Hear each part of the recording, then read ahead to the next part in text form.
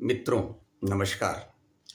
आज मैं अ, हिंदी ही नहीं, भारत की तमाम उन भाषाओं के प्रति अ, भारतेंदु हरिश्चंद्र की लिखी हुई एक कविता जिसका शीर्षक है निज भाषा के माध्यम से भारतीय भाषाओं के प्रति जो हमारा कर्तव्य है या भारतीय भाषाओं के विकास में उत्थान में जो अपने राष्ट्र का, अपने समाज का, अपने देश का उत्थान निहित है, इस भाव से लिखी गई भारतेंदु हरिश्चंद्र की कविता निज भाषा कविता का आपके सामने पाठ तो करूंगा ही, चर्चा करूंगा।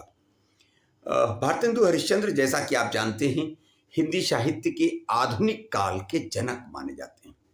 जब हिंदी कविता हजार वर्षों के इतिहास में हिंदी कविता का जो रीति काल है, श्रृंगार, वासना, प्रेम के नाम पर विविध खेलों का साहित्य सृजन हो रहा था, उस दरमियान वाराणसी में जन्मे भारतेंदु हरिश्चंद्र, जो 1850 से 1885 35 वर्षों की अवस्था तक तो जीवित रहे, मगर अपने इस अल्प आयु में जिन्होंने आधुनिक बना दिया हिंदी साहित्य को, गद्य विधाओं के विकास के लिए, चाहे वो नाटक हो, कहानी हो, उपन्यास हो, संस्मरण हो, रिपोर्टाज हो, हर दिशा में जिन्होंने वैश्विक साहित्य की उन तमाम उपलब्धियों के अनुरूप हिंदी साहित्य को गढ़ने और बनाने का काम किया, वो भारतेंदु हरिश्चंद्र हैं। इसलिए उन्हें आधुनिक काल का जनक भी कहा जाता है।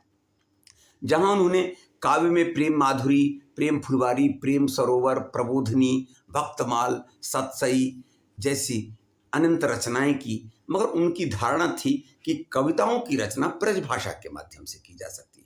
मगर गद्य के क्षेत्र में, खास करके नाटक के क्षेत्र में, सत्य हरिश्चंद्र नाटक, भारत दुर्दशा, चंद्रावली, वैदिक हिंसा, हिंसा न भविती, नील देवी, अंधेर नगरी, प्रेम योगिनी इत्यादि जो उनके नाटक हैं, उन नाटकों से हिंदी गद्य को एक नई भाषा, एक कल कल छल छल करती हुई गद्य भाषा का प्राण प्राप्त हुआ। वह जो हिंदी कविता प्रेम और कृष्ण और राधा के प्रेम के नाम पर विविध लीलाओं के चित्रण में व्यस्त था, उसको भारत की जो तात्कालिक जरूरत थी, अंग्रेजों के खिलाफ भारत के नौजवानों को जागना था, उठना था, राष्ट्रीय जागृति की जरूरत थी, राष्ट्रीय भावना की जरूरत थी, उस राष्ट्रीय भावना के अनुरूप भारतीय साहित्य, खासकर हिंदी साहित्य को गति प्रदान करने में भारतेंदु हरिश्चंद्र ने महती भूमिका अदा की। अपने 35 वर्ष के अल्प आयु में भारतेंदु हरिश्चंद्र ने हिंदी साहित्य के लिए जितना कुछ किया है, हमको लगता है विश्व साहित्य में कोई एक व्यक्ति इतना कुछ नहीं कर सका होगा। मैं उनकी बहुत ही प्रसिद्ध कविता निज भाषा आपके सामने आज रखना चाहूंगा कि निज भाषा उन्नति है। आज हर कदम पर जब भारतीय भाषाओं के विकास और उत्थान की बात चलती है, तो ये निज भाषा कविता को हम स्तंभ कविता मानते हैं अपने राष्ट्र के जागरण के लिए, राष्ट्रीय भाषाओं, निजी भाषाओं के उत्थान और जागरण की दृष्टि से, कि निज भाषा उन्नति है सब उन्नति को मूल। जब तक अपनी निज भाषा की उन्नति नहीं होगी, यह निज भाषाओं की उन्नति ही समस्त उन्नतियों के मूल में है। बिन निज भाषा ज्ञान के मिटत नहीं को शूल। हृदय की जो सूल हैं, समस्याएं हैं, हृदय में जो उठने वाले तरह तरह के प्रश्न हैं, उन प्रश्नों का निदान तब तक नहीं मिल सकता जब तक हम अपनी निज भाषा की उन्नति न कर लें। कि निज भाषा उन्नति है सब उन्नति को मूल, बिन निज भाषा ज्ञान के मिटत नहीं को सूल। अपने हृदय की सूल को समाप्त करने के लिए, अपने राष्ट्र में जागृति लाने के लिए, अपने समाज में नवजागरण लाने के लिए, अपने देश के नौजवानों और किसानों और विज्ञान और न्याय की भाषा की जब तक एकता नहीं होगी, तब तक अपने राष्ट्र की समस्याओं का समाधान संभव नहीं है। यह संदेश दिया था भारतेंदु हरिश्चंद्र ने, जो 1860-65 के आसपास हमारे देश में 1857 की क्रांति के माध्यम से जब देश के नौजवान सिपाही जागने लगे थे अंग्रेजों की गुलामी से मुक्ति के लिए, तब उन्होंने एक प्राण वाक्य लिखा था कि निज भाषा उन्नति है सब उन्नति को मूल, बिन निज भाषा ज्ञान के मिटत नहीं को शूल। हालांकि उस समय अंग्रेज चाहते थे कि भारतीय भाषाएं समाप्त हो जाएं, भारतीय संस्कृति पर हम अंग्रेजी भाषा का और अंग्रेजी साहित्य का प्रभाव डाल दें, मगर भारतेंदु जैसे लोग जब तक थे यह संभव नहीं था। उन्होंने कहा कि अंग्रेजी पढ़ के यद्यपि सब गुण हो तो प्रवीण, हम एक विदेशी भाषा अंग्रेजी को पढ़ के हालांकि हर गुण से निपुण हो सकते हैं, पर निज भाषा ज्ञान बिन रहत हीन के हीन। हम किसी विदेशी भाषा के माध्यम से अपने क्रौन तो बना सकते हैं, अपने को उत्थान और विज्ञान सम्मत तो कर सकते हैं, मगर जब तक अपनी मातृभाषाओं, राष्ट्रीय भाषाओं, निज भाषा का उत्थान नहीं होगा, तब तक हमारे अंदर की हीनता का समापन नहीं हो सकता, हमारे अंदर विराट भावनाओं की उत्पत्ति नहीं हो सकती। हम जब तक गौरवशाली अनुभव नहीं करेंगे, तब तक राष्ट्र और समाज का उत्थान नहीं कर सकते हैं। चले हम विज्ञान की अनंत उपलब्धियों को भले हासिल कर लें।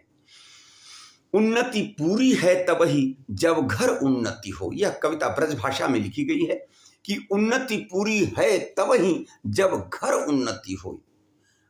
हम जब तक घर में दीपक नहीं जलाते, तब तक लाख मंदिर में दीपक जला ले, रोशनी का लाभ मुझको नहीं मिलने वाला है। उन्नति पूरी है तबही जब घर उन्नति हो, निज शरीर उन्नति किए रहत मूढ़ सब लोय। जब तक हम अपनी उन्नति नहीं करेंगे, मूर्खता हमसे मुक्त नहीं हो सकती है, मूढ़ के मूढ़ बने रहेंगे। निज शरीर उन्नति किए रहत मूढ़ सब लोय, निज भाषा उन्नत बिना कबहु को है सोय, लाख अनेक उपायों भले करे किन कोय। जब तक हम निज भाषा की उन्नति नहीं करेंगे, तब तक हम अपने भीतर के अंधकार को, अपने भीतर की अक्षमता को, अपने भीतर की कमजोरियों को समाप्त नहीं कर सकते। यह विचार है भारतेंदु का। लाख अनेक उपायों भले करे किन कोई, एक भाषा एक जीव एक मति सब घर के लोग। हम लाख उपाय कर लें अपने राष्ट्र की एकता के लिए, समाज की एकता के लिए, समाज के विकास के लिए, समाज के उत्थान के लिए, मगर जब तक एक भाषा नहीं होगी, हम घर के लोगों का जीवन एक नहीं होगा, उनकी मति एक नहीं हो सकती है। सारे घर की मति एक बनाने के लिए अपनी भाषा की एकता की, अपने भाषा के बलवती होने की जरूरत है। तबै बनत हैं सब सो मिट, एक भाषा एक जीव एक मति सब लोय, सब लोग तबै बनत हैं सबन सो मिटत मूढ़ता सो। और जब तक लोगों में अपनी भाषा के प्रति सम्मान नहीं जगेगा, तब तक हमारे भीतर की मूढ़ता और हमारे भीतर का शोक अर्थात दुख का समापन नहीं हो सकता है। यह संकेत है भारतेंदु हरिश्चंद्र का कि हम देश की आज़ादी के लिए भले लड़ाई 52 अलग अलग तरीकों से करें, मगर जब तक भाषाई एकता नहीं होगी, तब तक मेरी मति एक नहीं होगी, हमारी गति एक नहीं होगी, हमारे हृदय की भावनाओं की एकता नहीं होगी, तब तक हमारे देश की एकता संभव नहीं, इन अंग्रेजों से लड़ना संभव नहीं। और एक अति लाभ यह या में प्रकट लखात। और एक और लाभ की चर्चा करते हैं कि जो साफ साफ नजर आ रहा है। और एक अति लाभ यह या में प्रकट समात, निज भाषा में कीजिए जो विद्या की बात। जो अपने देश की स्वदेशी विद्याएं हैं, जब तक उनका जागरण अपनी भाषाओं के माध्यम से नहीं होगा, हम संपूर्ण साक्षर, संपूर्ण विद्वता के हकदार नहीं हो सकते। लाख हम विकास कर लें, सोने की लंका बना लें अपनी बौद्धिकता का विकास करके रावण की तरह, मगर संपूर्णता में विकास तभी हो सकता है जब हम अपनी निजी भाषाओं को मजबूत कर लें। आपके सामने दुनिया का उदाहरण है कि दुनिया के वो सारे देश जिन्होंने अपनी राष्ट्रीय भाषाओं को उत्थान किया, उनका विकास किया, उनका विस्तार किया, वो आज विकसित राष्ट्र हैं। मगर हम भारत के लोग, जिसके पास संस्कृत जैसी उन्नत भाषा थी, जो विश्व की लगभग 80% भाषाओं की जननी है, सबों ने जिस संस्कृत से आधार ग्रहण किया, उस संस्कृत की वंश परंपरा की हिंदी को छोड़कर, अपनी राष्ट्रीय निजी भाषाओं को छोड़कर, चाहे हमारी क्षेत्रीय भाषाएं बांग्ला हो, तमिल हो, तेलुगु हो, कन्नड़ हो, सारी की सारी भाषाएं जो संस्कृत से बहुत कुछ दूध और अमृत पीकर बढ़ी हैं, उनको छोड़कर हम विदेशी भाषाओं के चक्कर में पड़ते चले गए। नतीजा ये हुआ कि हम 1000 वर्षों की गुलामी में, कभी मुगलों के आतंक से, कभी अंग्रेजों के आतंक से, हम उनकी भाषा का आधार गर्दन करते चले गए और अपनी मूल भाषा जो संस्कृत थी, जिसके आधार पर हम विकसित हुए थे। कहने को तो आज लोग कह देते हैं कि अंग्रेजी लिंक लैंग्वेज है, मगर जब उत्तर भारत में पैदा हुए सारे भगवान, चाहे राम हो या कृष्ण, उनको दक्षिण भारत के लोगों ने किस अंग्रेजी या किस विदेशी भाषा के माध्यम से जाना था। अर्थात संस्कृत हमारी एक समर्थ भाषा थी जिसमें उत्तर भारत में पैदा हुए राम और कृष्ण को समस्त दक्षिण भारत के लोगों ने जाना, और दक्षिण भारत में पैदा हुए समस्त विद्वानों को, चाहे वो रामानुजाचार्य हों, वल्लभाचार्य हों, शंकराचार्य हों, मध्वाचार्य हों, निम्बार्काचार्य हों, समस्त आचार्यों को जो दक्षिण भारत की धरती में जन्मे, उनको समस्त उत्तर भारत पूजनीय मानता है। उनके सिद्धांतों, उनके आदर्शों, उनके दर्शनों को अपना आधार मानता है। तो उत्तर में पैदा हुए भगवान दक्षिण में, और दक्षिण में पैदा हुए विद्वानों की विद्वता उत्तर में अगर है, तो अपनी संस्कृत भाषा और अपनी देशी भाषाओं से हम, चाहे मलयालम बोलते हो, तमिल, तेलुगु, कन्नड़, उड़िया बोलते हो, बांग्ला बोलते हो, ये सब के सब संस्कृत से निकली हुई भाषाएं हैं और इनमें एक सांस्कृतिक एकता है। इनकी सांस्कृतिक एकता से भारत एक है। हम देखने में अनेक भाषाओं के भाषाभाषी हैं, मगर उन भाषाओं के मूल में संस्कृत है, जिसकी वजह से राम और रामानुजाचार्य एक होते हैं दक्षिण और उत्तर के लोग। मगर एक भ्रम बैठा दिया गया कि अंग्रेजी लिंक भाषा है, उसके बिना भारत एक नहीं रह सकता। ये एक बनाया गया मिथ है, नैरेटिव है, जिस पर हम विकलांग होते चले गए विदेशी भाषाओं के, और हमने अपनी स्वदेशी भाषाओं को कमजोर कर दिया। भारतेंदु कहते हैं, निज भाषा में कीजिए जो विद्या की बात, तेहि सुनि पावे लाभ सब, बात सुने को कोई, यह गुण भाषा और मह कबहू नाही हो। वह जो अपने भाषा में गुण हो सकता है, जिसके वजह से हमारा संपूर्ण विकास हो सकता है, वह किसी विदेशी या दूसरी भाषा के माध्यम से संभव नहीं है। उन्होंने सच्चाई को कबूल करते हुए लिखा है विवेकानंद की तरह कि विविध कला शिक्षा अमित ज्ञान अनेक प्रकार। माना विदेशी भाषाओं में बहुत सारी कलाएं हैं, शिक्षा अमित अनेक प्रकार के ज्ञान हैं, सब देशन से ले करहूं भाषा ही माही प्रचार। माना कि दुनिया की समस्त भाषाओं में ज्ञान विज्ञान की बहुत सारी श्रृंखलाएं हैं, मगर उन सबको ग्रहण कीजिए, मगर अपनी निज भाषा के माध्यम से सब देशन से ले करहूं भाषा माही प्रचार। दुनिया की समस्त भाषाओं से, चाहे वो चाइनीज मंदारन हो, तमिल हो, चाहे फ्रांस हो, जर्मन हो, किसी भी जापानी भाषा से जो ज्ञान रसिया में है वो लीजिए, मगर अपनी जब तक निज भाषा में उसका उत्थान नहीं कीजिएगा, तब तक देश का विकास नहीं हो सकता है। विविध कला शिक्षा अमित ज्ञान अनेक प्रकार, सब देशन से ले करहु भाषा माही प्रचार। आज इस बात को देश की आज़ादी के साथ अगर हमारे देश के सेनानियों ने, नेताओं ने समझा होता, तो आज 46 में बर्बाद हुआ जापान आज विकसित राष्ट्र है, और 47 में आजाद और आबाद हुआ भारत विकासशील राष्ट्र है। ज्ञान विज्ञान के सारे दरवाजों को, खिड़कियों को भारत ने बंद करके एक अंग्रेजी भाषा को माध्यम बनाने के माध्यम से यह किया कि सिर्फ इंग्लैंड के अनुवाद पर हमारा ज्ञान विज्ञान विकसित हुआ, जबकि फ्रांस, रसिया, जर्मनी, चाइना के पास भी ज्ञान विज्ञान की अनंत श्रृंखलाएं थी। अगर उन तमाम भाषाओं से ज्ञान विज्ञान को हम अपनी निजी भाषाओं में लाए होते, तो आज हम भारत को विकसित राष्ट्र पाते। ज्ञान और विज्ञान की दुनिया में भी, जैसे आध्यात्म और दर्शन संस्कृति की दुनिया में हम आगे हैं, आगे होते। मगर एक विदेशी भाषा के चक्कर में पड़कर 75 वर्षों तक अपने देश ने क्या किया?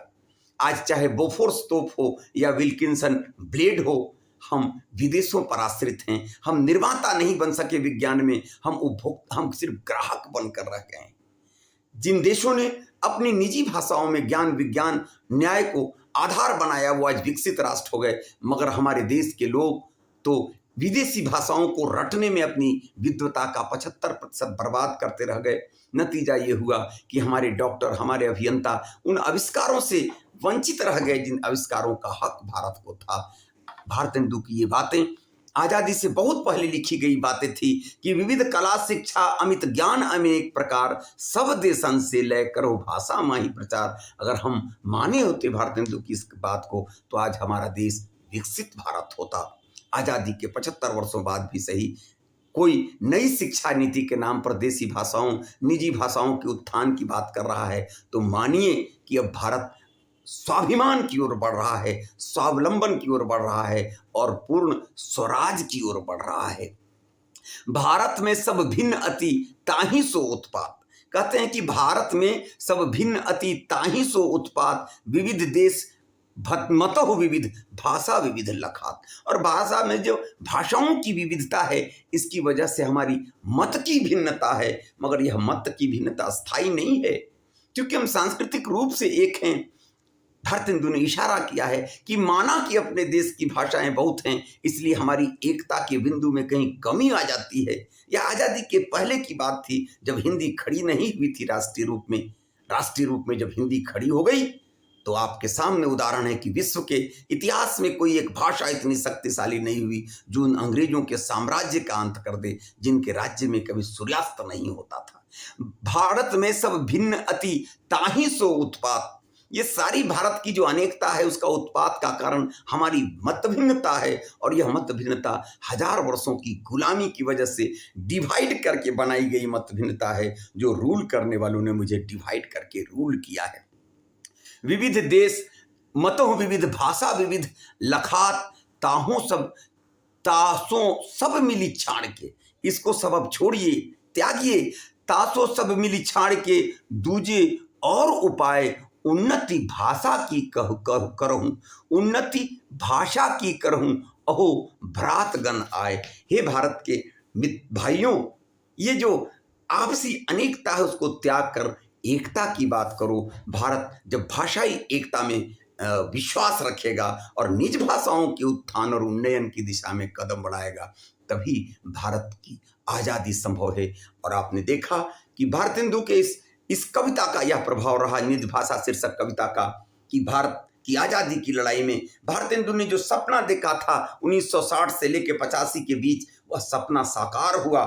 जब लाला लाजपत राय, बाल गंगाधर तिलक, विपिन चंद्र पाल, सुभाष चंद्र बोस, भगत सिंह, महात्मा गांधी, सुभाष चंद्र बोस जैसे लोग, जो संत विनोबा भावे जैसे लोग, जो गैर हिंदी भाषा भाषी लोग भी थे, उन्होंने भी हिंदी को राष्ट्रीय स्वर बनाया और कहा कि जब तक हिंदी को हम अपनाएंगे नहीं, भारत की आत्मा का स्वर एक नहीं हो सकता है। और आपने देखा कि जब हमने निज भाषाओं की उन्नति की, तब अंग्रेजों का इस देश में टिकना कठिन हो गया। देश आज़ाद हुआ और 1950 में अपने देश की निजी भाषा हिंदी को राष्ट्रभाषा और राजभाषा का दर्जा दिया गया, और राष्ट्रभाषा के रूप में उन और 22 भाषाओं को भी सम्मानित किया जिनको हम निज भाषा कह सकते थे।